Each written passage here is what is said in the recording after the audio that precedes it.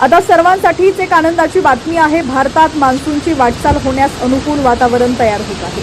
हवामान विभागाने पुढील 4 आठवड्यांचा अंदाज व्यक्त केलेला आहे। महाराष्ट्रासह देशभरात पावसाची जोरदार हजेरी लागण्याचा अंदाज वर्तवण्यात आला आहे। 4 आठवड्यात टप्प्याटप्प्याने पावसाची तीव्रता वाढणार आहे।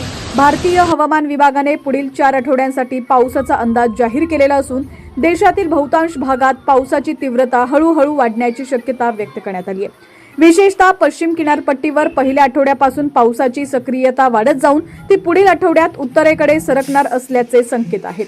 हवामान विभागाच्या अंदाजानुसार जूनच्या दुसऱ्या आठवड्यापासून महाराष्ट्राच्या किनारी भागांसह अंतर्गत भागांमध्येही पावसाची शक्यता वाढणार आहे।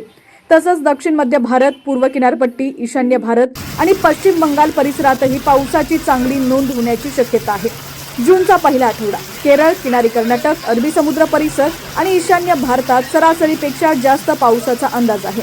तर दुसऱ्या आठवड्यात केरळ, कर्नाटक, महाराष्ट्राच्या किनारी भागांमध्ये आणि ईशान्य भारतात पावसाचा जोर वाढण्याची शक्यता आहे। तिसऱ्या आठवड्यात महाराष्ट्र, तेलंगणा, ओडिशा, छत्तीसगडसह देशाच्या बहुतांश भागात व्यापक पावसाची शक्यता आहे। राजस्थान, पश्चिम उत्तर प्रदेश आणि हरियाणामध्ये तुलनेने कमी पावसाचा अंदाज आहे।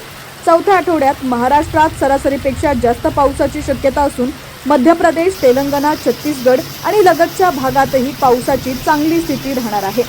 हवामान तज्ज्ञांच्या मते हा अंदाज मान्सूनच्या सक्रियतेसाठी उत्साहवर्धक असून शेती आणि जलसाठ्यासाठी सकारात्मक संकेत देणारा आहे।